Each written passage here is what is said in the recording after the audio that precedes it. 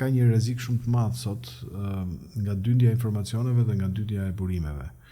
Gjë që do të thotë je shumë më i prirur sot për të rënë pre e fake newsit se sa ke qenë përpara disa vjetësh.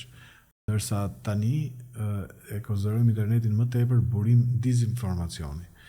Por jemi kaq shumë të fokusuar rreth jetës virtuale sa dhe gazetaria po ndërtohet në jetën virtuale.